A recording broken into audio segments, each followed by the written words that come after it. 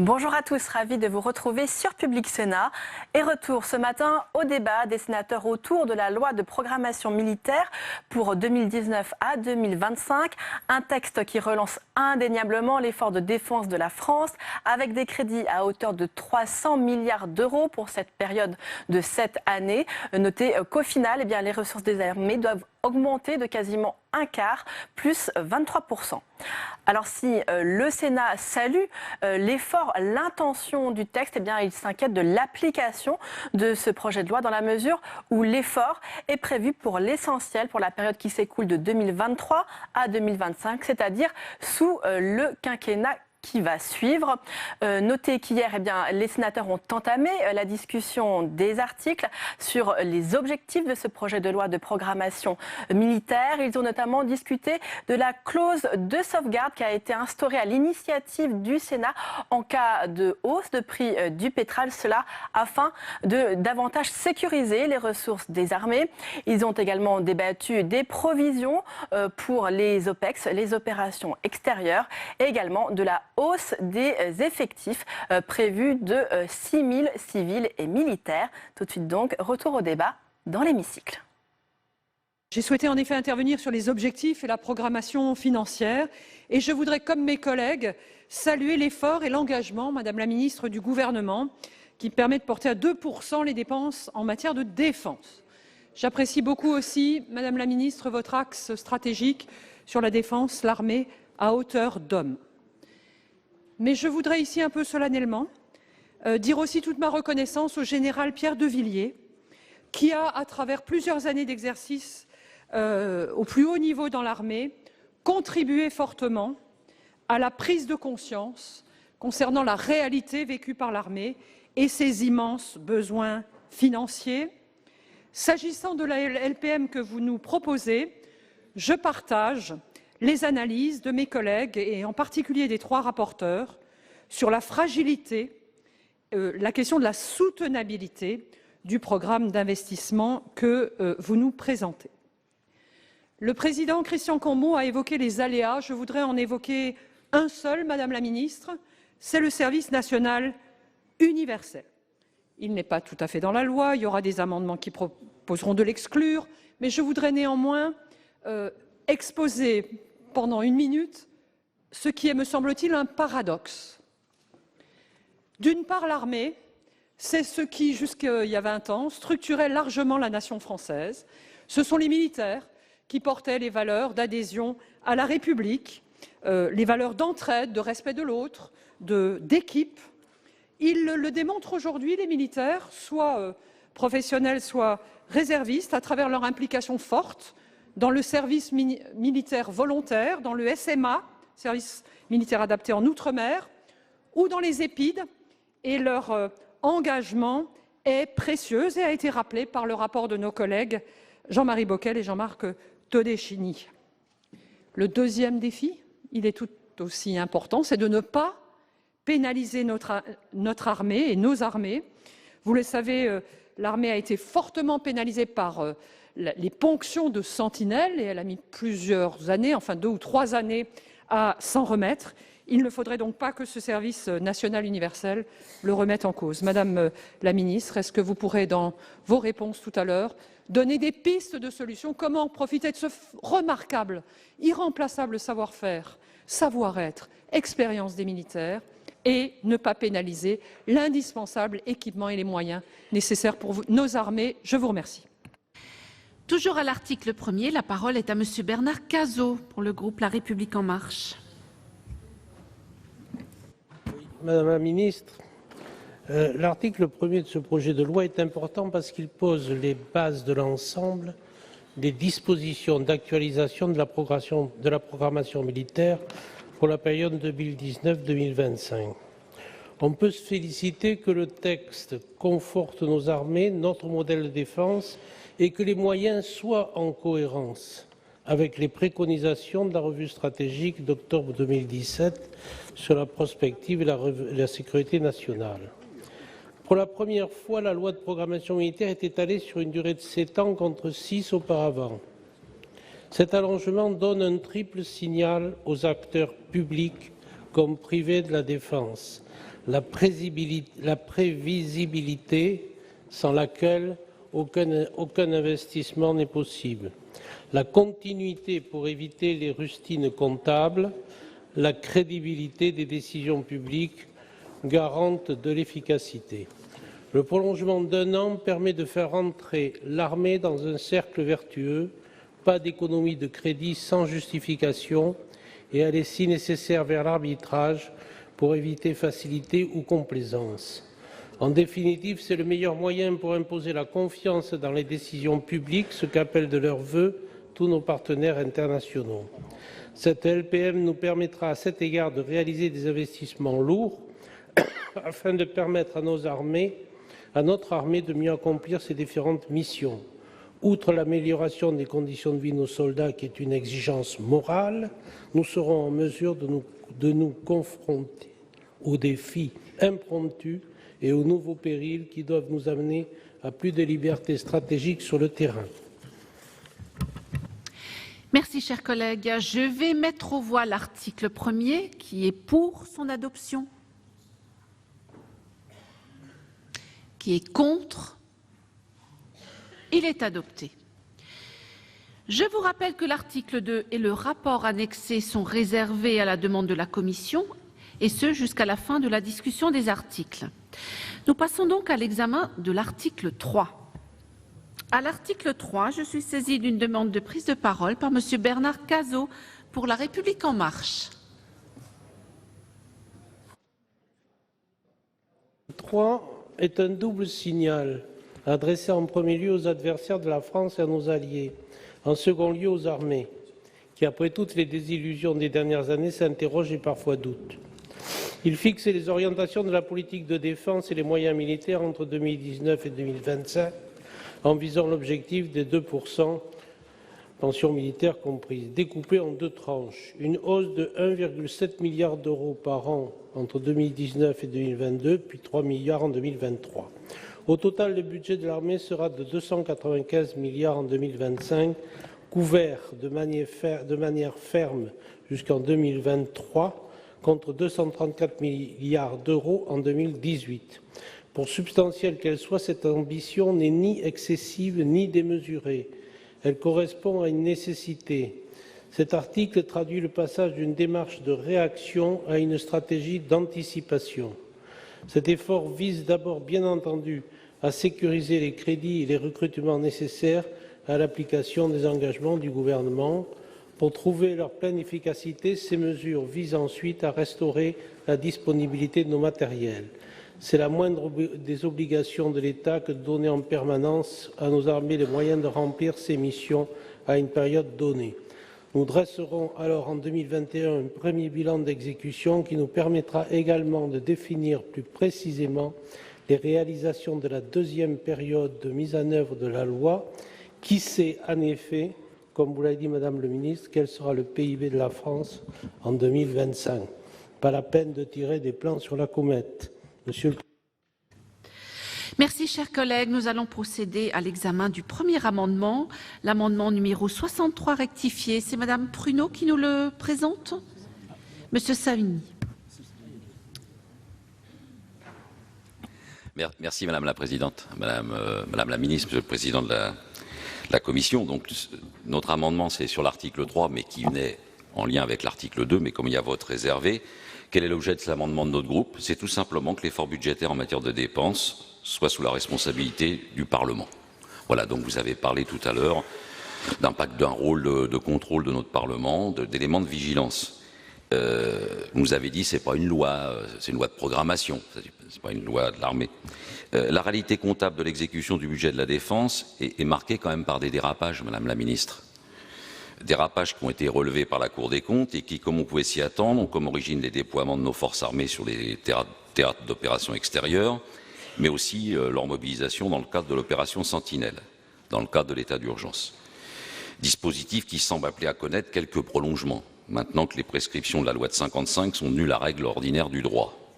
Donc en exécution 2016, la Cour des comptes, les crédits de la mission sont passés de 31,83 milliards d'euros hors pension, les crédits dévolus à cet effet situant, soulignons-le, à 7,83 milliards d'euros, sont passés à 33,44 milliards d'euros par le jeu des ouvertures de crédit, des fonds de concours, des reports et des transferts et crédits les plus divers. C'est-à-dire tout de même une progression de plus de 5% sur les crédits initiaux, largement imputables aux opérations extérieures, aux missions intérieures. Vous en avez fait écho dans votre propos en conclusion de notre discussion générale. Mais je vous repose la question par cet amendement. La Cour des comptes met en question, faut-il le souligner, l'absolue sincérité du décompte du couple opération extérieure, opération intérieure.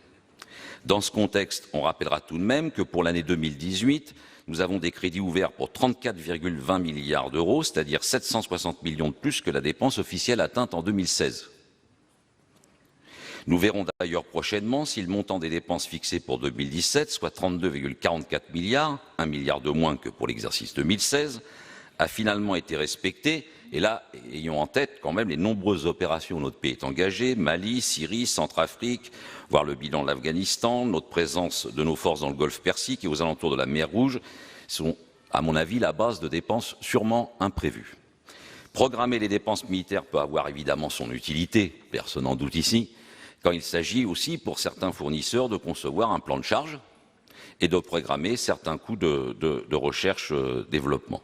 Donc c'est pour ça que cet amendement serait un signe de confiance donné au Parlement qui doit suivre les évolutions des crédits budgétaires alloués. Alors certes, c'est une loi de programmation, ce n'est pas une loi de finances de l'armée, mais ce rôle du Parlement, nous voulons le réaffirmer par cet amendement. Merci.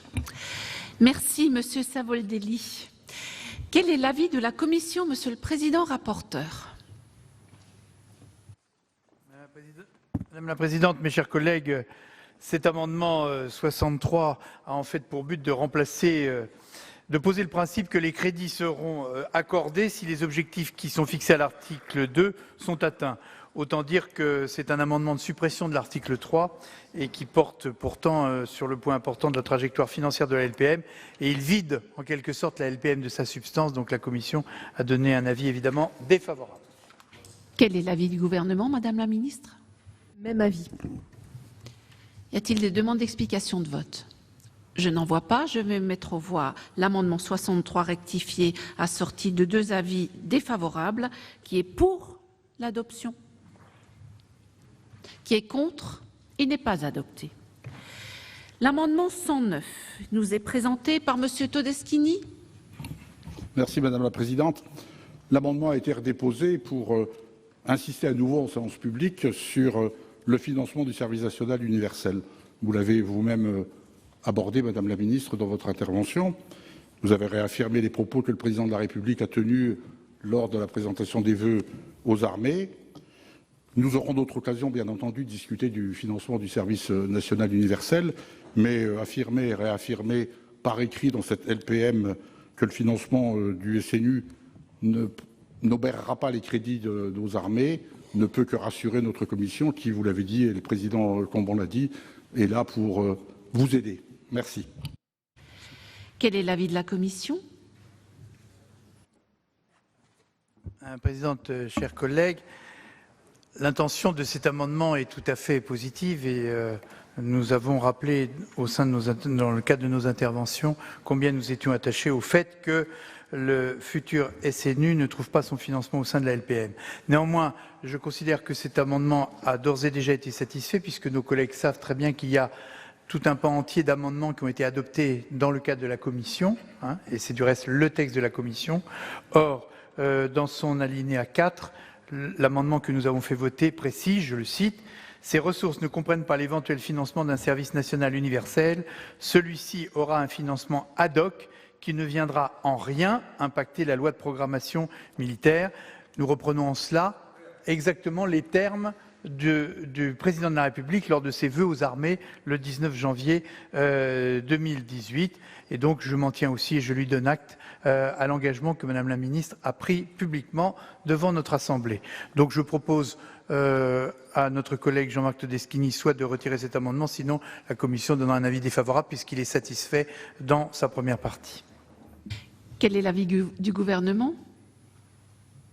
Madame la Présidente, Monsieur le Président, Monsieur le Sénateur, comme je l'ai rappelé il y a un instant, le service national universel fera l'objet d'un financement ad hoc. Par ailleurs, L'article 3 du texte indique très clairement que les ressources budgétaires de la mission Défense s'entendent à périmètre constant.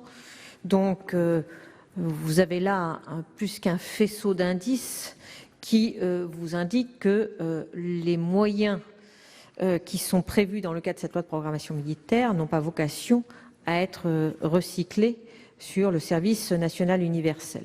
Bon, néanmoins, je comprends que votre amendement part d'une bonne intention. Je ne m'y opposerai pas, donc je m'en remettrai à la sagesse de votre Assemblée.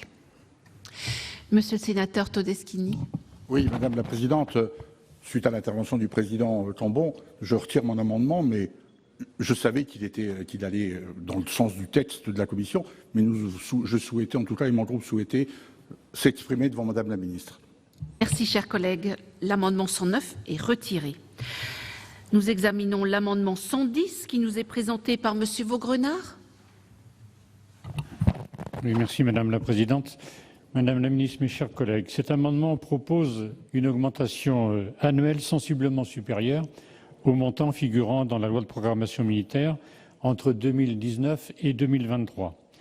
Il opère en fait un lissage sur l'ensemble de la période 2019-2025 et évite ainsi, en répartissant l'effort plus durablement, la très forte augmentation envisagée pour les années 2023, 2024, 2025, qu'on appelle communément la bosse budgétaire.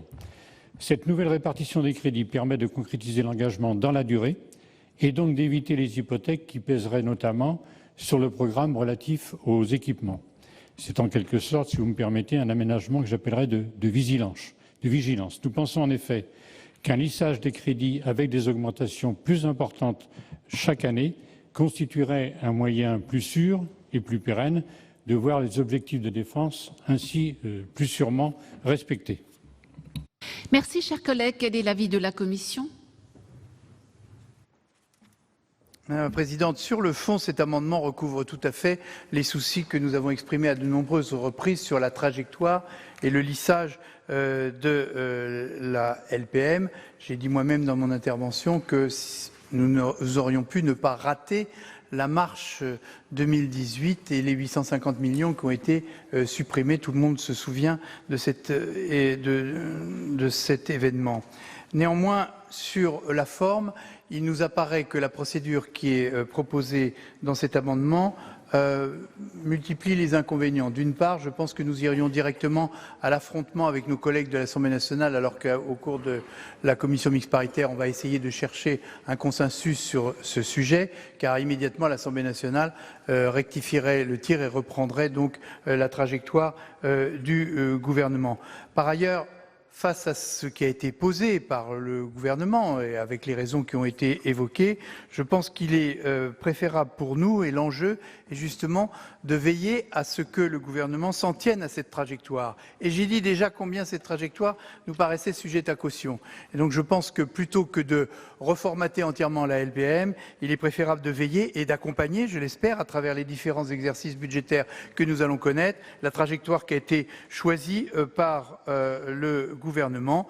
Encore une fois, son chemin est grevé d'embûches et nous ferons en sorte de prendre au mot le gouvernement et de l'accompagner dans cette trajectoire-là. Donc je propose à nos collègues qui, à juste titre, s'expriment en assemblée, au sein de l'hémicycle, sur cette volonté commune que nous avons et cette déception, en quelque sorte, de retirer cet amendement, faute de quoi, pour les questions logiques que je viens d'évoquer, je proposerai un avis défavorable. Quel est l'avis du gouvernement ? Madame la Présidente, Mesdames et Messieurs les sénateurs, je voudrais d'abord rappeler que la programmation qui figure à l'article 3 de la LPM est une programmation qui, pour les années 19 à 22, respecte scrupuleusement un cadre que vous connaissez puisque vous avez discuté et adopté cette loi de programmation, cette fois-ci des finances publiques. Et donc, la loi de programmation militaire est parfaitement cohérente avec la loi de programmation des finances publiques. Dans ce contexte, il n'était pas possible, sauf à remettre en cause, au-delà de l'impératif de souveraineté qui est le nôtre en matière de défense, de mettre en cause notre souveraineté en quelque sorte financière, puisque cette loi de programmation des finances publiques vise elle-même un autre objectif qui n'est pas le 2% du PIB pour l'effort de défense, mais la limitation des déficits publics à 3% maximum, quel que soit le cycle conjoncturel dans lequel on se place. Donc, la programmation que vous avez sous les yeux est une programmation qui concilie l'objectif de consacrer 2% du PIB en 2025 à notre effort de défense, tout en respectant un principe qui, je crois, doit tous nous animer, qui est de permettre à notre pays de respecter scrupuleusement les engagements qui ont été pris dans le cadre de l'Union européenne. Donc, pour toutes ces raisons, je suis défavorable à cet amendement et je voudrais enfin rappeler, parce que comme c'est la deuxième fois qu'avec malice le président de la Commission des Affaires étrangères, de la Défense et des Forces armées y fait référence, non, nous n'avons pas raté la première marche, Monsieur le Président, puisque malgré l'annulation de 850 millions d'euros, nous avons respecté l'exécution budgétaire 2017. Monsieur Vaugrenard, est-ce que vous souhaitez retirer cet amendement à la demande de la Commission? Amendement retiré. Merci, chers collègues. Je vais mettre aux voix l'article 3. Y a-t-il des demandes d'explication de vote? Je n'en vois pas. Qui est pour l'adoption de l'article 3? Qui est contre? Il est adopté. Nous examinons à présent l'article 4, pardonnez-moi. Je suis saisie de 4 demandes de prise de parole et je donne immédiatement la parole à Monsieur Bernard Cazeau sur l'article 4.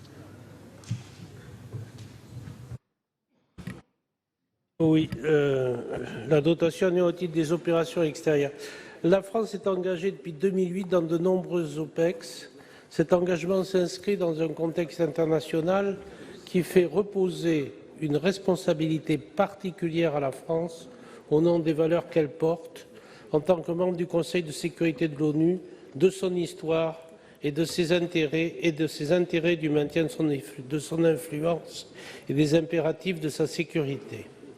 Force est de constater que depuis 2011, des opérations majeures en termes de durée et d'intensité ont été menées simultanément.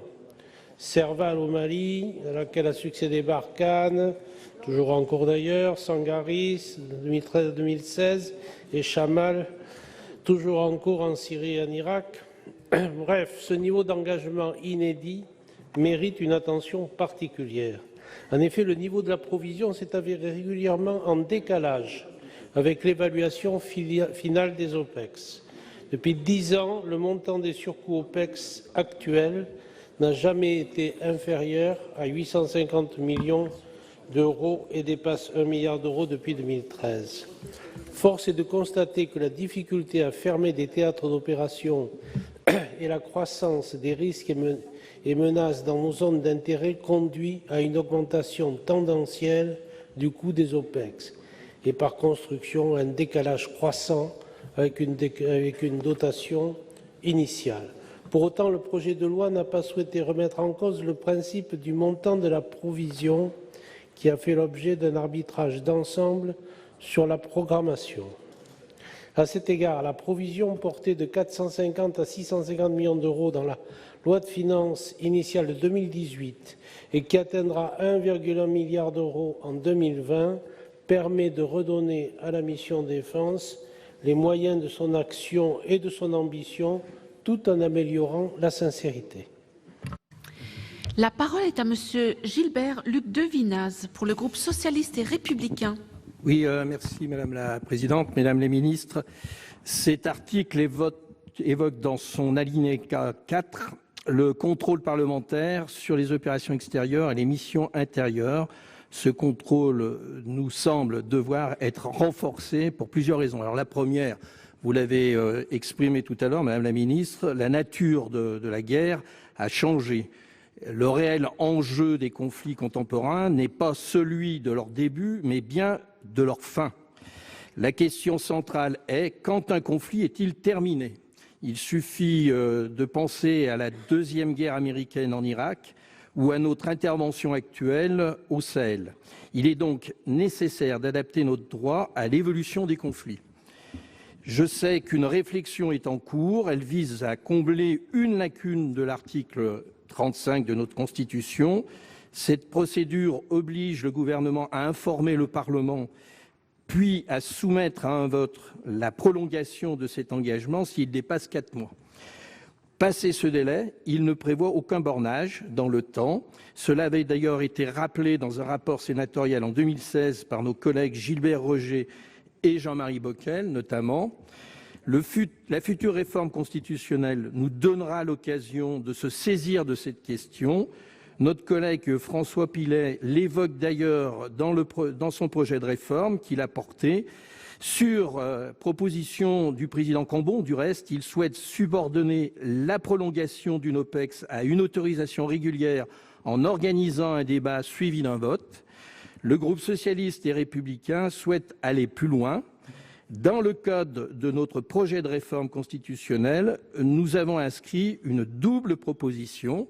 La première est d'obliger l'organisation d'un débat suivi d'un vote tous les ans sur les opérations extérieures. La deuxième est qu'un débat doit être organisé au Parlement à la fin de chaque OPEX décidé par le gouvernement. Merci. La parole est à Monsieur Cédric Perrin pour le groupe Les Républicains. Merci. Présidente, Madame la Ministre, avec cet article, nous entamons une série de points qui sont liés dans leur esprit. Notre commission a œuvré à la quasi-unanimité à sanctuariser les crédits de la défense. Nous l'avons évoqué dans la discussion générale, il ne sera pas aisé de tenir la trajectoire que vous proposez, ça a été très, très longuement évoqué. Si Bercy vient ensuite pratiquer une régulation budgétaire, plus ou moins brutale, plutôt plus que moins d'ailleurs, ce sera carrément chose impossible. Avec ma collègue Hélène Conway-Mouret, nous avons proposé à la Commission de protéger vos crédits contre ces aléas qui désorganisent la politique d'investissement de votre ministère. C'est pourquoi nous avons inséré dans le texte plusieurs éléments en ce sens, dont 2 sur lesquels vous entendez revenir dans cet article. La prise en compte du coût de l'usure des matériels dans le calcul du coût des OPEX et le plafonnement de la participation de votre ministère au financement interministériel du surcoût des OPEX. Nous regrettons donc vivement, Madame la Ministre, que la position du gouvernement soit hostile à nos apports. Naturellement, nous ne sommes pas dans le secret des décisions interministérielles, mais on soupçonne tout de même fortement que le point de vue de Bercy soit celui qui a forgé la position du gouvernement. Et les enjeux de ce texte dépassent pourtant ceux de l'orthodoxie budgétaire. J'ai le souhait que votre ministère puisse peser en ce sens dans les arbitrages budgétaires à venir. C'est toute la question de la crédibilité de la LPM. Si aujourd'hui Bercy commence déjà à nous faire des misères, on imagine ce qui va se passer à la fin de chaque année civile. Merci. Merci. La parole est à Madame Hélène Conway-Mouret pour le groupe socialiste et républicain. Oui, Madame la Présidente, Madame la Ministre, mes chers collègues. Alors, nous abordons en fait avec cet article la question essentielle des opérations extérieures et des missions intérieures. C'est-à-dire que nous avons beaucoup de difficultés, Madame la Ministre, à comprendre que le gouvernement souhaite revenir sur les éléments de sécurisation du budget des armées que notre commission a introduit à cet article avec mon collègue Cédric Perrin, qui, comme moi, est rapporteur pour le programme 146. Nous avons eu à cœur de mettre les chances de votre côté, enfin du côté de nos armées, face à des logiques de régulation budgétaire à court terme qui peuvent être particulièrement défavorables aux moyens de la défense qui s'inscrivent, eux, dans le long terme. Je pense qu'il est de la responsabilité et du rôle du Sénat de dépasser ces logiques budgétaires court-termistes. Donc nous attendions à ce que vous soyez à nos côtés dans ce combat. Merci. Nous allons à présent examiner les amendements. D'abord, 4 amendements qui font l'objet d'une discussion commune. L'amendement 74 rectifié nous est présenté par Madame Pruneau. Monsieur Savoldelli. Madame la Présidente, Madame la Ministre, Monsieur le Président de la Commission, il s'agit d'un amendement, je le reconnais, très politique, puisqu'il se détermine par rapport à des choix stratégiques d'opération de notre politique de défense. J'entendais mon collègue Cazot tout à l'heure, oui et non. Toutes les opérations extérieures ne sont pas sous commandement de l'ONU, mon cher collègue. Et vous connaissez la position de notre groupe sur ces questions. Et on ne va pas développer ici, mais peut-être qu'il y a des fois plus de convergence, même s'il y a des fonds de divergence. On pourrait faire un bilan de notre intervention en Libye. je pense que, comme pour reprendre l'expression de Madame la Ministre, il y aura des balancements ici sur les résultats. Donc, c'est vrai que nous, on s'interroge sur l'inscription d'une provision destinée au financement des OPEX et des missions intérieures, en cohésion avec ce que je vous disais tout à l'heure. Le premier argument, c'est que, et là, ça pose une question quand même, c'est la seule situation d'exception, puisqu'il s'agit d'une sorte d'exception militaire, qu'aucune autre mission budgétaire ne peut bénéficier en telle situation. Donc, voilà, ça mérite d'être débattu, à mon avis. Le principe, à mon avis, est discutable. D'autant que dans l'état actuel des choses, il est possible que la provision s'avère insuffisante. Si tant que nous soyons mis en situation d'intervenir à la hauteur de ce que nous avons connu, je pense le bilan avec le Mali, la Libye, la Syrie, et je ne prendrai pas plus d'exemples. Enfin, on s'est quand même retrouvé, mes chers collègues, au plus fort de cet interventionnisme, avec pas moins de 33 000 hommes et femmes de troupes, officiers et sous-officiers en état d'alerte et d'intervention. C'est considérable. Et à chaque fois, un décret d'avance gagé sur des annulations et redéploiements des crédits d'autres missions budgétaires est venu combler l'effet budgétaire de cette externalisation de nos troupes. Donc on est face à une autorisation donnée pour le premier milliard d'euros avant que nous puissions constater une forme de primauté des dépenses militaires sur toutes les autres, puisque l'affectation des ressources interministérielles restera acquise au ministère de la Défense. En gros, place Ballard pour la révision des services votés, on repassera, alors qu'on aurait sûrement beaucoup à faire du point de vue des 4,2 milliards de redevances que nous devrions acquitter à Opal Défense pour disposer d'Hexagone Ballard. Donc tout ça pour dire qu'évidemment ça relève du débat politique, mais dans les dernières interventions qui sont tenues, j'allais dire à ma gauche, mais c'était un peu pas avec humour et un peu d'insolence, on peut se poser la question de savoir si les solutions sont seulement militaires. Et tous les amendements et tout le débat qui nous mettront en situation que le Parlement exerce un élément de contrôle et de vigilance vis-à-vis de nos opérations extérieures est extrêmement important. Il faut conclure, chers collègues. Monsieur le Président rapporteur, quel est l'avis de la Commission? Pardonnez-moi. Non, il y a discussion commune, vous avez tout à fait raison. J'étais perturbée. Madame la Ministre, l'amendement du gouvernement, l'amendement 132. Madame la Présidente, sur cet amendement 132, qui prolonge évidemment le débat qui vient de s'ouvrir, puisqu'il consiste au fond à rétablir une rédaction antérieure à l'examen par la Commission du texte de projet de LPM. Cet amendement 132 consiste à ne pas prendre en compte une disposition qui fixerait pour le financement interministériel des opérations extérieures et des missions intérieures une limite maximale égale à la quote-part du budget du ministère des Armées dans le total du budget de l'État. Alors, pourquoi le gouvernement n'est pas favorable à ce que l'on inscrive cette disposition comme le Sénat se propose de le faire? Tout simplement parce que, comme je l'ai dit tout à l'heure, nous ne sommes pas là dans un débat de programmation, mais là, nous franchissons insidieusement la frontière vers un débat sur la gestion des crédits. Or, cette gestion, elle prévoit d'être encadrée d'ores et déjà par un certain nombre de règles. Vous connaissez, elles sont inscrites à l'article 4. Si le financement si la provision est inférieure au montant total des dépenses des OPEX des missions intérieures, alors un financement interministériel sera mobilisé. À l'inverse, si cette provision s'avère supérieure au montant total de ces opérations, alors le bénéfice en sera maintenu pour le ministère des Armées. Et je voudrais également dire que, au-delà du débat de principe sur le fait que nous passons de la programmation à la gestion, je ne voudrais pas qu'on rigidifie par avance la gestion des crédits de l'État, et ce d'autant moins que dans la période récente, en 2017, pour ne citer que cette année, la part du ministère des Armées se trouve de facto être égale, dans le cadre du financement interministériel, à sa part dans le budget de l'État. C'est la Cour des comptes qui l'indique, puisque la Cour des comptes estime que la contribution du budget du ministère à la couverture de 1 milliard de surcoût au-delà de la provision a été égale à 200 millions d'euros. 200 millions d'euros sur 1 milliard, c'est à peu près la part du budget du ministère des Armées sur le total du budget de l'État.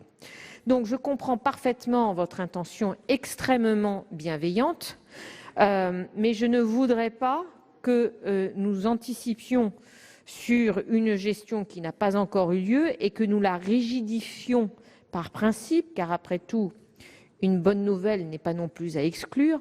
Bref, donc je souhaiterais que l'on puisse revenir à la disposition initiale de l'article 4 et ne pas rajouter cette précision dont je ne peux pas dire qu'elle ne parte pas d'une intention très louable, mais qui ne me paraît pas trouver sa place dans une loi de programmation.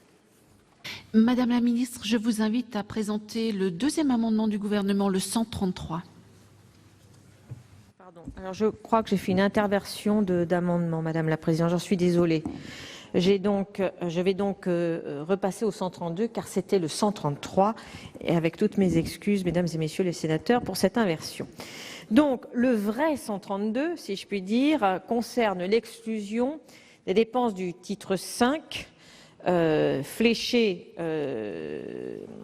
sur les opérations extérieures et intérieures. C'est le droit actuel et votre Assemblée a souhaité ajouter au périmètre des opérations extérieures et intérieures qui est couvert par la provision, non seulement les dépenses du titre 3, mais également les dépenses d'équipement du titre 5. Bien. Bien sûr, là aussi, ceci participe d'une très louable intention, d'un constat qui est que le remplacement des matériels en opération doit être plus rapide que lorsque ce matériel n'est pas déployé en opérations extérieures. Mais je voudrais d'abord indiquer que nous avons intégré ces éléments-là dans notre propre prévision budgétaire et d'autre part le fait que si l'on voulait aller dans le sens que le Sénat préconise, c'est-à-dire intégrer les dépenses d'équipement à la provision, alors il faudrait procéder à une réévaluation de la provision, puisqu'aujourd'hui elle ne tient pas compte des crédits du titre 5, ce qui, à mon avis, irait un peu à l'encontre de votre souhait, puisque certains d'entre vous ont exprimé pendant le débat général sur la LPM la nécessité de ne pas non plus pénaliser le budget des armées par une provision qui serait trop importante par rapport au reste du budget. Donc pour ces raisons, l'amendement 132 revient à la rédaction initiale du texte afin de ne pas, du coup, rendre la provision à 1,1 milliard, qui est l'objectif que nous souhaitons atteindre en 2020, insuffisante par rapport à ce que nous voulions faire et recréer ainsi un écart que vous jugeriez vous-même peu souhaitable entre la provision et le montant futur des dépenses ainsi appréhendées. Merci Madame la Ministre. Nous examinons à présent l'amendement 32 qui nous est présenté par Madame Pruneau. Madame la Présidente, il est défendu. Il est défendu. Quel est l'avis de la Commission, Monsieur le Président rapporteur, sur ces 4 amendements?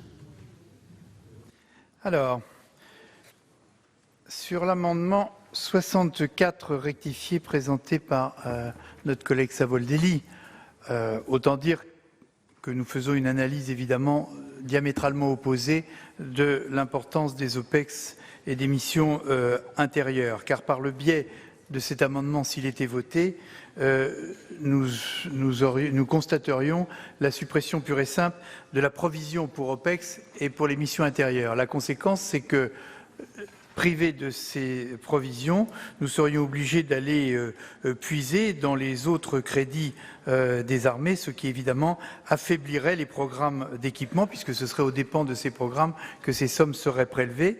Ça compromettrait la sécurité de nos propres soldats et ça maintiendrait des matériels vieillissants. J'ajoute que sur le plan constitutionnel, les choses sont tout à fait claires, elles sont ainsi définies. Le président de la République est le chef des armées, c'est du reste à ce titre qu'il a engagé les armées dans les opérations Serval et Barkhane, et avec le succès que l'on sait et la nécessité absolue qu'il y avait d'intervenir. Par ailleurs, c'est l'application de l'article 35 de la Constitution, car vous dites que ces provisions ne font pas l'objet d'une validation. Bien au contraire, dans les 3 jours de la décision d'envoyer des soldats dans le cadre d'OPEX, il y a une information du Parlement et la prolongation au-delà de 4 mois fait l'objet ici d'un débat qui a toujours eu lieu. Et je dois dire qu'à chaque fois, nous avons eu un très large assentiment, donc on peut considérer que le Parlement est totalement consulté sur ce sujet. Donc, sur l'amendement 64 rectifié, la Commission donne un avis favorable. Défavorable, pardon. Excusez-moi. Oui. Oui, il y en aura peut-être d'autres. Alors, sur l'amendement 132, Madame la Ministre, sur l'usure du matériel dans le calcul des coûts OPEX. Là, j'allais dire qu'on rentre dans la promesse que je vous avais faite, vouloir vous rendre service et vous conforter, vous aider, parfois au-delà de votre propre volonté, mais je ne crois pas que c'est votre propre volonté. Disons peut-être que c'est celle d'un ministère qui est proche de mon département sur la rive ouest, la rive nord de la Seine. Il faut que cette LPM soit sincère. Le signal que nous proposons est évidemment de prendre en compte l'usure des matériels. Pourquoi ? Il ne s'agit pas d'entrer immédiatement dans la régulation budgétaire. Les PLF successifs le démontreront. En revanche, il ne faut pas être ingénieur de l'armement pour comprendre que des matériels qui sont utilisés au Sahel, et nous avons eu avec mon collègue Poniatowski, mon collègue Cigolotti, lors d'une dernière mission, l'occasion de le constater dès visu, la quantité de pneus éclatés, la quantité de véhicules qui sont hors service, et les visites d'un certain nombre d'ateliers de nos armées, là où sont rapatriés ces véhicules, montrent s'il en est le fondement de cet amendement. Donc ce que nous souhaitons bien évidemment, c'est que dans le calcul des OPEX, il puisse être tenu compte de cette usure prématurée des matériels. C'est un signal que nous souhaitons donner. Après, il vous reviendra à travers les exercices budgétaires de conjuguer cette obligation, mais bien évidemment, à mon grand regret, car je ne désire absolument pas vous faire de peine tout au long de cette discussion, mais je suis obligé, pour respecter ma promesse de vous aider, de maintenir cet amendement et donc de donner un avis défavorable au vôtre. Alors, j'en ai pas fini. Sur le 133, nous sommes dans la même logique. C'est l'amendement qui prend en compte le financement des surcoûts OPEX. Donc là, j'allais dire que le gouvernement reconnaît en quelque sorte qu'il envisage de faire supporter aux armées l'essentiel du financement interministériel des surcoûts OPEX. Vous avez fait un exercice de vérité que nous saluons, qui est la prise en compte d'une somme beaucoup plus conforme à la réalité, 1,1 milliard, on va déjà dans le bon sens. Mais on ne peut pas exclure, et mon collègue Ladislas Dominati aura l'occasion d'y revenir, on ne peut pas exclure qu'on aille au-delà du 1,1 milliard compte tenu de l'intensité des opérations qui sont liées. Nous, notre principe, il est simple. À partir du moment où il y a un surcoût, l'interministériel doit prendre en compte le financement à due proportion de ce que représente le ministère des Armées et son budget dans l'ensemble du budget du gouvernement. Faute de quoi, on utilise un procédé qui consiste à rattraper d'une main ce que nous a donné d'une autre. Donc voilà pourquoi, là aussi, je souhaite donner un avis défavorable à votre amendement, encore une fois, pour aller toujours dans la même volonté du Sénat et singulièrement de notre commission, d'une vérité, non pas des prix, mais d'une vérité des coûts, singulièrement au sein de ces OPEX, car rien ne dit ce que deviendront demain les coûts de ces OPEX. Et ça pourrait durablement et durement grever votre budget. Donc nous proposons un avis défavorable.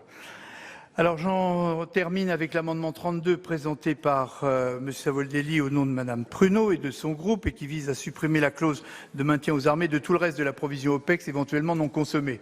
Alors j'allais dire que c'est un cas de figure peu probable, parce que je viens de dire qu'on était plutôt dans la perspective de dépasser les crédits et bien évidemment si par bonheur la provision n'était pas entièrement consommée, nous serions très désireux de voir ce surcroît, ce supplément non utilisé de provisions OPEX revenir au renforcement de nos infrastructures. J'ai pointé les insuffisances sur le service de santé des armées, sur le commissariat. Voilà des bons points où l'on pourrait mettre un petit peu d'argent pour améliorer la situation. Donc bien évidemment, c'est un avis défavorable.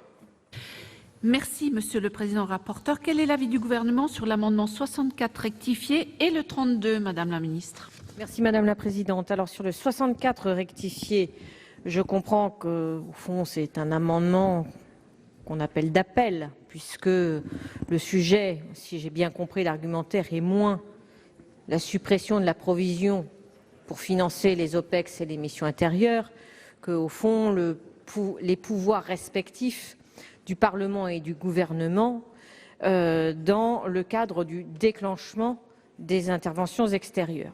Donc là, nous sommes sur un autre débat, c'est un débat institutionnel qui concerne l'article 35 de notre Constitution. Donc, je ne peux pas être favorable à un amendement qui supprimerait cette provision qui a vocation à rendre le budget plus sincère et à permettre l'accomplissement de ces opérations extérieures. Sur l'amendement, donc avis défavorable sur 64 rectifié. Sur l'amendement numéro 32, l'esprit est un peu différent. Il consiste à finalement reverser au cas où le montant définitif des opérations extérieures et missions intérieures s'avérerait inférieur au niveau de la provision, d'en faire bénéficier le budget général d'une certaine façon et non pas le budget des armées. Et ça, comme vient de l'indiquer Monsieur le Président de la Commission, c'est priver les armées d'une possibilité de pouvoir améliorer la fin de gestion et donc je ne peux pas y être favorable. Bien, je vais mettre aux voix l'amendement 64 rectifié. Y a-t-il des demandes d'explication de vote? Avis défavorable de la Commission et du Gouvernement. Qui est pour l'adoption de cet amendement? Qui est contre? Il n'est pas adopté. Sur l'amendement 132 du Gouvernement, assorti d'un avis défavorable de la Commission, y a-t-il des demandes d'explication de vote? Monsieur Poniatowski et Monsieur Delège. Merci Madame la Présidente. Madame la Ministre, les deux dernières fois, vous êtes venue en commission. Chaque fois, j'ai évoqué le même sujet. Même si nous sommes favorables, et vous savez que notre groupe va voter votre loi de programmation militaire, il y a un maillon faible. Le maillon faible, ce sont les OPEX. Même si vous faites mieux, même si déjà dans le budget 2018, vous y aviez mis 650 millions, si pour la première année de programmation militaire, vous mettez 850 millions, et ensuite vous mettez 1,1 milliard, toujours 1,1 milliard, jamais plus. Vous êtes déjà dépassé, vous êtes déjà en déficit, puisque en 2017, les OPEX ont coûté 1,1 milliard déjà. Interrogez vos militaires. Le veau est affectueux, Madame la Ministre. Ils vous diront qu'en 2018, on est déjà parti pour plus d'1,1 milliard, probablement 1,2 milliard. Donc vous n'avez pas l'argent. Et ce que propose notre commission, et c'est pour ça que c'est un vote qui était assez unanime en commission, c'est de vous aider. Je vous ai senti bien mal à l'aise en défendant votre 132-133, vous vous êtes trompé. Vous êtes mal à l'aise, bien sûr, parce qu'en fait, on vient vous aider, que ce soit pour le problème du remplacement du matériel usé ou détruit, et surtout pour que ce soit l'autre. Je défends les deux en même temps, Madame la Présidente, le 133. Alors là, vraiment, laissez-vous faire.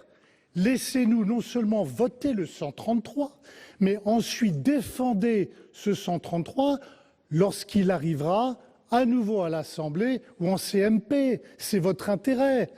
Le fait qu'on vous demande que ce soit uniquement la quote-part de votre budget qui prennent en charge les dépassements, pardon, mais c'est cadeau pour vous.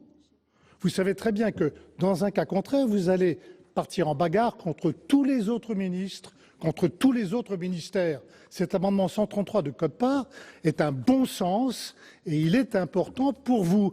Alors bien sûr, je voterai contre ce désamendement, mais mon intervention, c'est pour vous dire, Madame la Ministre, non seulement là, vous allez vous laisser faire parce qu'on va vous battre, mais défendez ensuite le 133 à l'Assemblée nationale. Vous serez gagnante.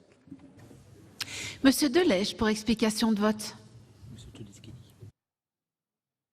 Oui, merci Madame la Présidente. Madame la Ministre, je vous ai entendu, je crois au moment où vous avez pris vos fonctions, alors qu'on évoquait les OPEX, nous dire, et vous aviez parfaitement raison, que la décision d'engager nos forces n'était pas une décision du ministre ni du ministère de la Défense, mais que c'était une décision du gouvernement, c'est-à-dire de la France. Et vous en aviez conclu que par conséquent, les armées n'avaient pas à faire les frais des surcoûts OPEX. Et donc moi je m'inscris tout à fait dans la lignée de ce que vient de dire le président Cambon en m'étonnant des deux amendements que vous nous présentez. Sur le 132, si je vous lis jusqu'au bout, le surcoût OPEX exclut en revanche les dépenses liées à l'attrition, c'est-à-dire le remplacement des matériels détruits en opération. Dois-je en conclure que les matériels détruits en opération n'ont pas vocation à être remplacés et que le financement du remplacement n'est pas assuré? Je trouve que là, on touche, excusez-moi, dans la rédaction, tout au moins, aux limites de l'absurdité. Deuxièmement, sur le 133, vous avez raison. En 2017, le surcoût, en gros, le ministère a payé au prorata. Alors, j'ai envie de vous dire, puisqu'il l'a fait en 2007, ça ne doit pas beaucoup vous gêner qu'on l'inscrive pour l'avenir, puisque vous semblez dire que c'est une pratique. Mais pour ceux qui ont un peu de mémoire, je peux vous dire qu'en 2015 et en 2016, c'était pas du tout comme ça. Le ministère a payé 2 fois sa part. Et donc, c'est la raison pour laquelle je rejoins totalement les propos de mon collègue Poniatowski et mon collègue Cambon, en vous disant, Madame la Ministre, ces deux amendements, ils ne sont pas bienvenus pour votre ministère. Monsieur Todeschini, pour explication de vote. Oui, merci Madame la Présidente. Madame la Ministre, une fois n'est pas coutume, mais je partage tout à fait les propos de mon collègue Poniatowski, parce que vous avez parlé de loi de réparation, mais une loi de réparation, c'est pour améliorer. Si les matériels détruits, les matériels endommagés ne sont pas remplacés, il y va de la sécurité de nos soldats. Et donc, quelque part, vos deux amendements sont compliqués et difficiles à comprendre, même si je comprends ce que vous dites, parce que, bon, il y a une contrainte. Mais là encore, le Sénat est en train de vous aider vis-à-vis des autres ministères, de vous aider auprès du chef du gouvernement. Et je crois qu'on est dans notre rôle en attirant votre attention sur le fait que ces deux amendements-là sont malvenus. Il y va, je vous l'ai dit, de la sécurité de nos armées et on ne peut pas accepter de tirer un trait comme cela sur des matériels, ou alors il faudrait croire que ces matériels-là ne sont pas nécessaires. Bien, je vais mettre aux voix l'amendement 132 du gouvernement avec un avis défavorable de la commission. Qui est pour son adoption? Qui est contre? Il n'est pas adopté. Sur l'amendement 133 du gouvernement assorti d'un avis défavorable de la commission, même vote? Même vote, il n'est pas adopté. Sur l'amendement 32, avec 2 avis défavorables, y a-t-il des demandes d'explication de vote? Je n'en vois pas. Je vais le mettre aux voix. Qui est pour son adoption? Qui est contre? Il n'est pas adopté. Nous allons à présent examiner l'amendement numéro 33 qui nous est présenté par Madame Cukierman. Merci Madame la Présidente, Madame la Ministre, mes chers collègues. Il s'agit par cet amendement de reprendre la question sur les OPEX et d'instaurer un débat avec vote annuel. En effet, à ce titre, la réforme constitutionnelle à venir devra nous permettre de préciser le cadre d'intervention des troupes françaises et le contrôle du Parlement à cet égard.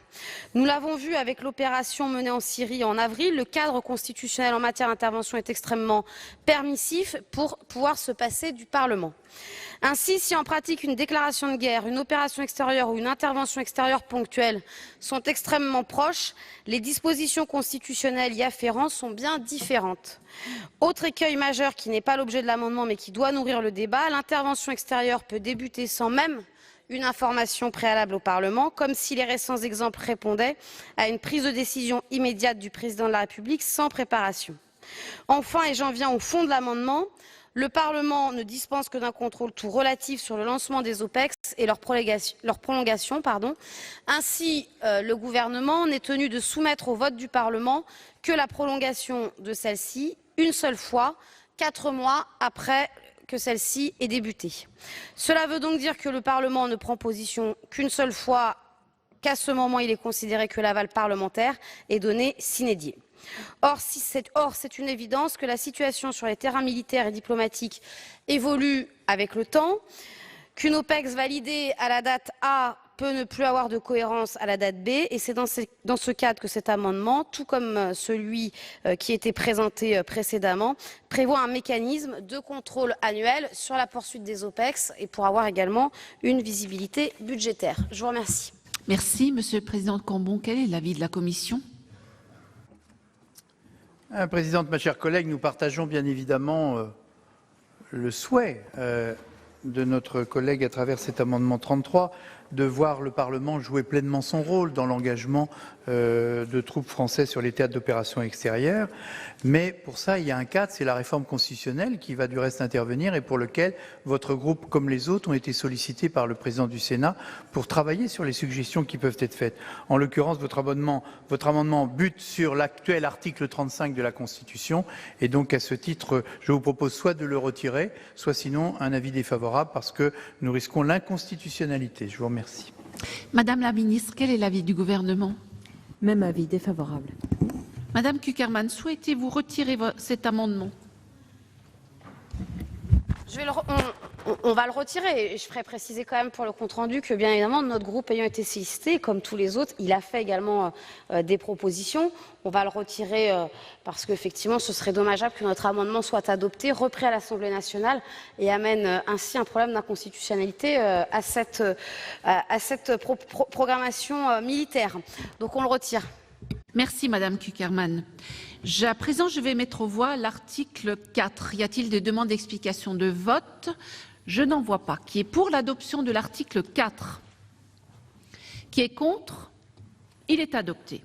À l'article 4 bis, je suis saisie d'un amendement numéro 137 qui va nous être présenté par Madame la Ministre, puisque c'est un amendement du Gouvernement.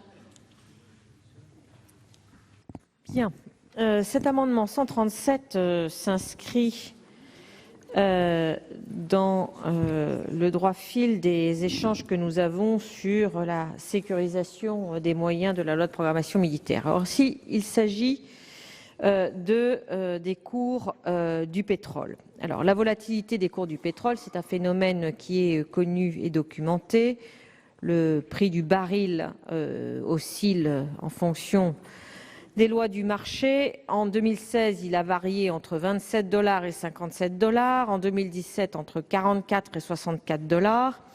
Et donc, lorsque l'on construit une loi de programmation militaire, on fait des hypothèses. Et l'hypothèse que nous avons retenue s'agissant du cours du baril est celle qui est conforme au programme de stabilité, c'est-à-dire un cours du baril à 60 $ pour une parité euro-dollar à 1,1. Alors, bien sûr, les carburants représentent pour le budget du ministère des Armées un poste important. C'est une dépense d'environ un demi-milliard. C'est donc quelque chose de tout à fait considérable. Donc, j'ai parfaitement compris l'esprit dans lequel la Commission avait travaillé en adoptant un amendement qui met en place un dispositif de neutralisation, en quelque sorte, de la variation des cours du pétrole. Alors, je voudrais attirer l'attention du Sénat sur le fait que le ministère des Armées prend en compte la volatilité des cours du pétrole en mettant en place des dispositifs de couverture contre ce risque de fluctuation des cours, en procédant à des achats à terme à un prix qui est donc convenu à l'avance et qui permet justement de se prémunir contre une éventuelle hausse des cours. Donc c'est un sujet que nous suivons avec beaucoup d'attention en gestion. L'actualisation dont nous avons parlé tout à l'heure en 2020 permettra aussi de réexaminer si les enveloppes financières qui auront été consacrées au financement des carburants en 2019 et en 2020 auront été correctement évaluées et calibrées. Et dans ces conditions, l'amendement numéro 137 est un amendement qui supprime l'amendement adopté par votre commission pour revenir au texte initial et renvoie ainsi cette discussion à notre rendez-vous de 2021 sur la correcte évaluation des dotations de financement du carburant. Monsieur le Président Cambon, quel est l'avis de la Commission sur l'amendement du Gouvernement? Madame la Ministre, une nouvelle fois, dans la logique des amendements précédents, on va tenter de vous aider.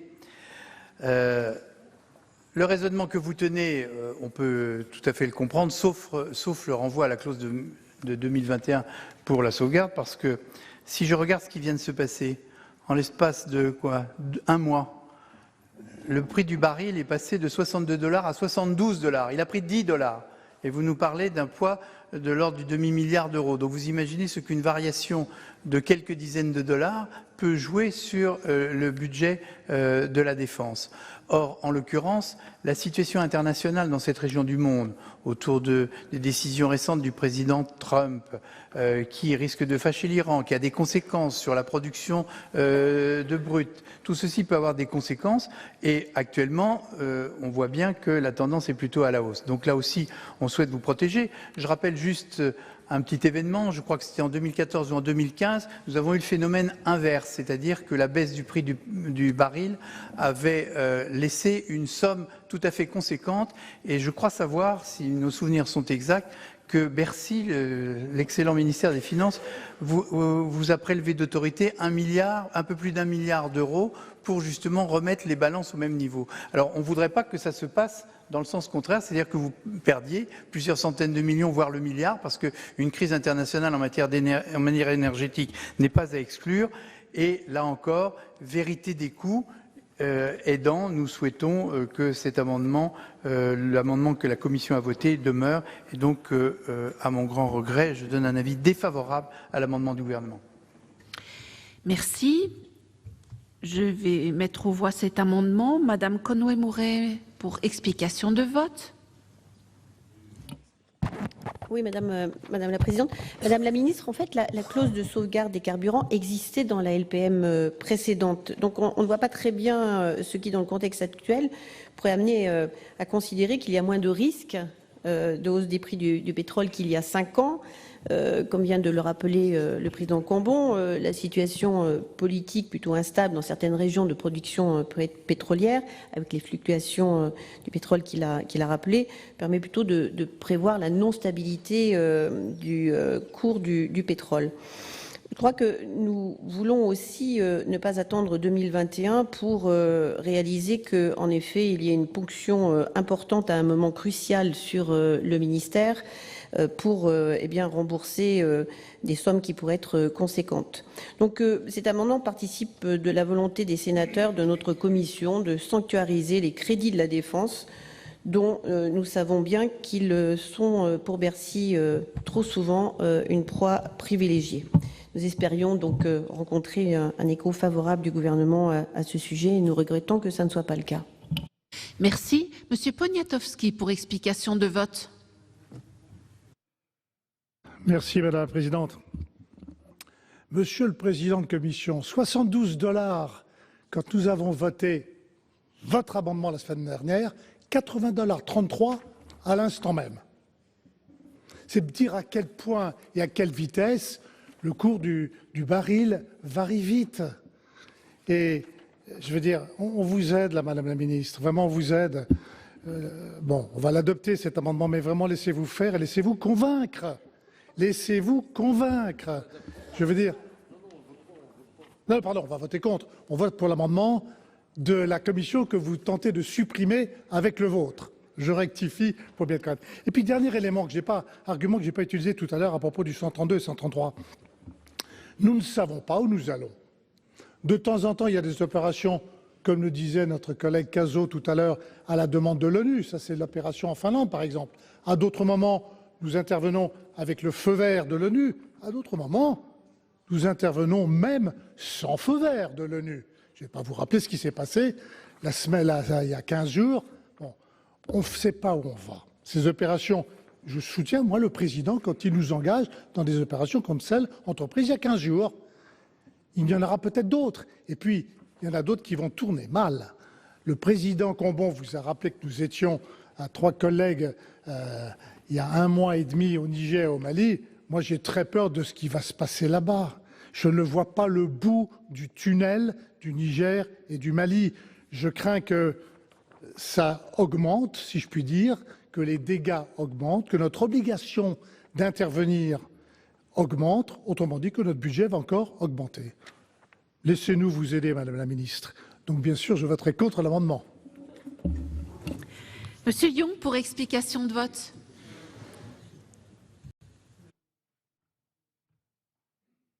Merci, Madame la Présidente. Certainement, nous aurons de nouvelles obligations. Vous mentionnez le Niger, le Mali, mais ça ne sera pas que le coût du carburant. Ça sera un coût beaucoup plus élevé que tout ça. Moi, je comprends bien toute cette bonne volonté qui ruisselle dans l'hémicycle et qui va vers le gouvernement. Je comprends cette volonté de sanctuariser le budget du carburant. Mais il y a d'autres budgets au sein du budget des armées. Je suis sûr qu'il y a une partie du budget que je ne connais pas, mais qui doit être payée en dollars, en livres, peut-être dans d'autres. Alors, il faudrait aussi sanctuariser, faire des couvertures à terme, comme on fait dans les affaires, pour se protéger contre l'évolution des cours. Il y a peut-être, je pense à l'électricité, par exemple, dont le cours peut varier. Bref, on peut trouver un tas d'autres éléments. Et dans ce cas-là, je me dis, pourquoi est-ce qu'on s'arrête comme ça au milieu du chemin? Bien, s'il n'y a plus de demande d'explication... Monsieur Del Picchia, pardon. Monsieur Robert Del Picchia pour explication de vote. Vous avez 2 minutes 30, comme tout le monde, Monsieur Del Picchia. Madame la Ministre, je voudrais vous donner un petit aperçu. J'ai été responsable des variations du prix du pétrole à une époque où les conférences de l'OPEP faisaient bouger beaucoup le prix du pétrole. Et en tant que journaliste, lancer une information, parce que le cheikh Zaki Yamani nous avait dit que le pétrole allait augmenter ou pas augmenter. Non, on pouvait faire bouger le prix du pétrole et nous l'avons fait. Nous étions 2 journalistes, Reuters et moi-même. Nous avons fait bouger le prix du pétrole très facilement. Le prix du pétrole est quelque chose de très sensible lorsque la situation internationale, vous le savez, est très mouvementée ou sensible aux risques. Il y a des risques importants. Donc je crois que là, l'intention de la Commission, c'est justement de vous aider. Et je crois que mes collègues ont raison. Ce n'est pas une volonté de gêner votre programmation, de gêner votre volonté d'avoir cette loi de programmation militaire telle que le veut le gouvernement encadré. C'est seulement une aide que nous voulons vous apporter. Et franchement, je ne sais pas ce qui va se passer dans les événements prochains. Je ne suis plus dans le milieu pétrolier puisque je suis ici. Mais à l'époque, je suivis ça de très près. Et ne vous inquiétez pas, Monsieur le Président, mais je peux vous dire que ça peut, pas du jour au lendemain, et d'ailleurs ça change quelquefois du jour au lendemain, mais pour des périodes un peu plus longues. Alors je sais que vous avez des réserves stratégiques, je sais que vous avez des prix qui ne sont pas ce que l'on paie le Brent à l'heure actuelle, mais quand même, acceptez que l'on vous aide parce que vraiment, ça risque de se produire. Monsieur Todeschini pour explication de vote. Oui, merci. Madame la Présidente, je réagis au propos de M. Young qui a essayé de faire le nécessaire pour défendre l'amendement du gouvernement. Il fait son job. Mais nous aussi, on ne va pas vers le gouvernement, Monsieur Young. On va tout simplement vers nos armées et vers nos soldats. Vers nos soldats. Et on est là pour essayer de conforter la réalité. On ne peut pas parler de budget de réparation, j'ai à nouveau le mot là à la bouche, mais on ne peut pas parler de réparation, de progression, et puis, je dirais, ne pas pouvoir... Mais je comprends le rôle de la ministre, hein, elle est tenue par des arbitrages. Mais nous, ici au Sénat, on n'est pas tenus par les arbitrages du gouvernement. Donc on est là pour essayer de défendre et de faire avancer effectivement le budget de nos armées, de conforter en tout cas la sécurité de nos soldats. Merci. Y a-t-il d'autres demandes d'explication de vote? Je n'en vois pas. Je vais mettre aux voix l'amendement 137 du gouvernement assorti d'un avis défavorable de la commission qui est pour son adoption, qui est contre. Il n'est pas adopté. Je vais mettre aux voix l'article 4 bis qui est pour son adoption, qui est contre. Il est adopté. À l'article 5, nous avons un amendement 111 rectifié qui est présenté par M. De Vinaz. Monsieur De Vinaz. Oui, merci Madame la Présidente, Mesdames les ministres. Cet amendement propose une augmentation plus équilibrée des recrutements pour nos armées. L'objectif est de lisser cette trajectoire pour éviter une bosse des recrutements en 2023. Notre groupe affiche son soutien aux 6 000 postes supplémentaires. Pour autant, nous regrettons une augmentation brutale et hasardeuse.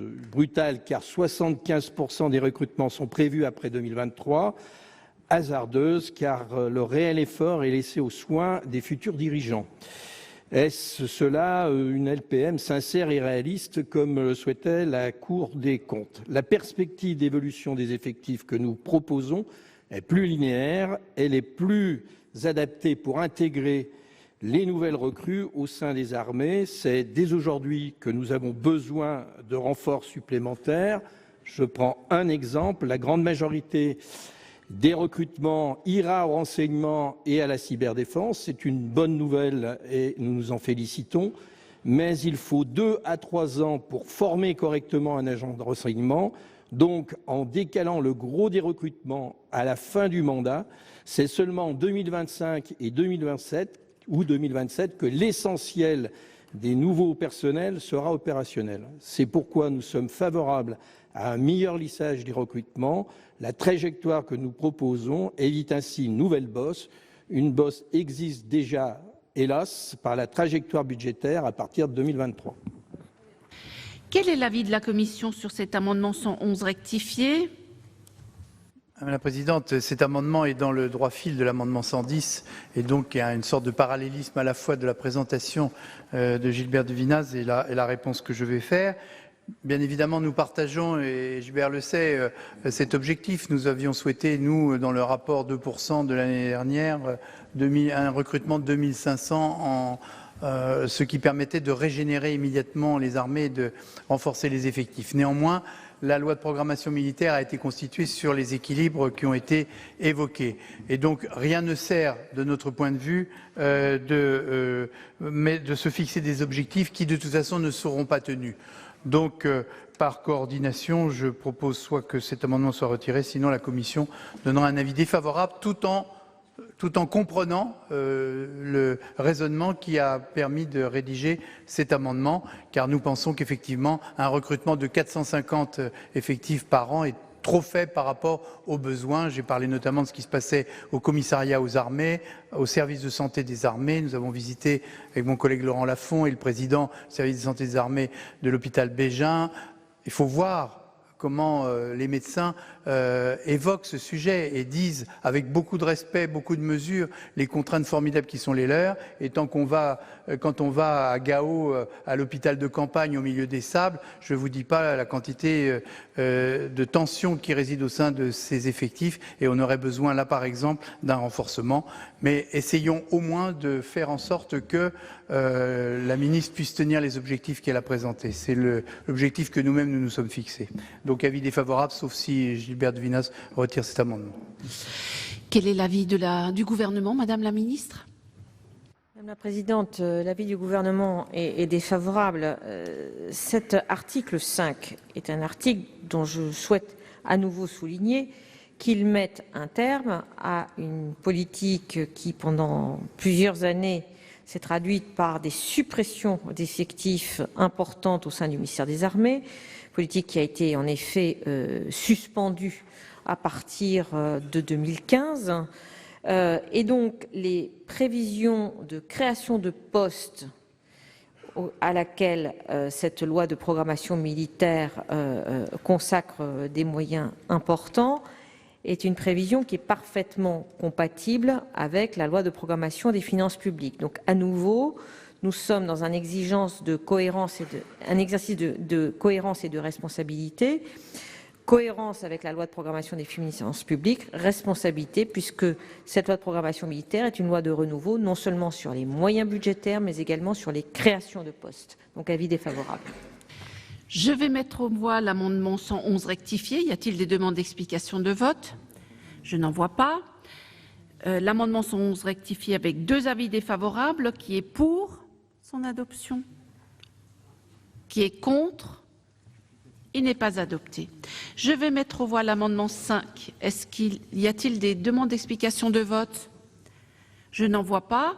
Qui est pour l'adoption de l'article 5? Qui est contre? Il est adopté. À l'article 6, nous avons un amendement 34 qui est présenté par Madame Pruneau. Je vous en prie. Madame la Présidente, donc cet amendement n'est que la transcription dans la partie législative du texte de l'amendement que nous avons porté dans le rapport annexe quant à la réactualisation en 2022. Cette dernière serait de nature à rassurer à la fois le gouvernement qui aurait 1 an de plus pour mener sa programmation, la prochaine majorité qui n'aurait pas à revenir sur une loi d'il y a moins d'1 an, et les armées. En effet, cela évitera ces dernières une année de flou entre 2021 et 2022. Je vous remercie. Merci. Quel est l'avis de la Commission sur l'amendement numéro 34, Monsieur le Président? Madame la Présidente. Donc sur l'amendement 34 qui consiste à repousser d'1 an l'actualisation prévue en 2021, ça va bien évidemment tout à fait en sens contraire de ce que nous souhaitons, puisque nous souhaitons au contraire introduire année par année la possibilité de contrôler la mise en œuvre de cette loi de programmation militaire. Si on recule encore d'1 an cette actualisation, on n'ira pas dans le sens souhaité d'un meilleur contrôle du Parlement. Donc c'est évidemment un avis défavorable. Quel est l'avis du gouvernement, Madame la Ministre? Il est défavorable. Ce gouvernement ne souhaite pas se soustraire à une évaluation qui viendra à un moment où la majorité, le chef de l'État, chef des armées, seront toujours en responsabilité. Donc nous ne souhaitons pas nous soustraire à cet engagement qui consiste à permettre à une majorité en place d'assumer devant les représentants de la nation l'évaluation de l'exécution des années déjà réalisées et surtout qui lui permettent également de tracer la voie permettant de tenir un engagement qui est celui du président de la République d'atteindre en 2025 l'objectif de 2%. Donc nous y sommes défavorables pour cette raison. Très bien, je vais mettre aux voix l'amendement numéro 34. Y a-t-il des demandes d'explication de vote? Madame Pruneau? Je vais retirer cet amendement, Madame la Ministre. L'amendement 34 est retiré. Nous allons examiner l'amendement 112 qui est présenté par Madame Conway-Mouret.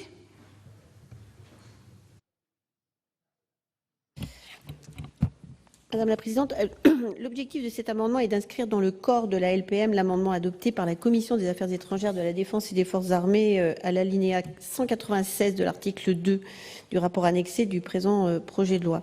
Il s'agit d'assurer l'information du Parlement en amont de ce rendez-vous sous la forme d'un document préparatoire qui dresse un premier bilan des efforts consacrés à la remontée du niveau d'activité, mais aussi définit des objectifs de progression de la préparation opérationnelle entre 2021 et 2023, puis entre 2023 et la fin de la période de programmation, soit 2025. Alors tout le monde l'a souligné, le rendez-vous de 2021 qui procédera à l'actualisation de la présente loi de programmation militaire sera essentiel pour l'évaluation de la sincérité de cette loi. Le Parlement devra disposer en amont de toutes les informations indispensables à cette évaluation et nous considérons qu'il est important que le projet de loi soit l'occasion de lister et recenser clairement les droits à l'information et les pouvoirs de contrôle du Parlement sur son exécution. Et l'article 6, tout comme les suivants, doit permettre d'avoir une vision claire de cette loi. Il est important que la transmission de ce document préparatoire y figure. Et nous pensons qu'il est important qu'il soit dans le texte normatif et pas simplement dans le texte annexé. Merci. Quel est l'avis de la Commission ?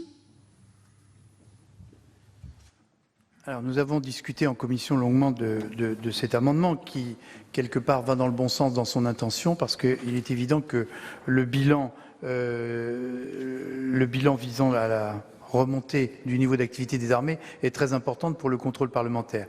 Néanmoins, la Commission fait une analyse sensiblement différente, au sens où il ne nous apparaît pas souhaitable que ça vienne dans la partie normative du texte, faute de quoi, si on commence à inscrire dans la partie normative du texte tous les éléments importants du rapport annexé, la loi ressemblera à un rapport annexé et ne ressemblera plus à une loi.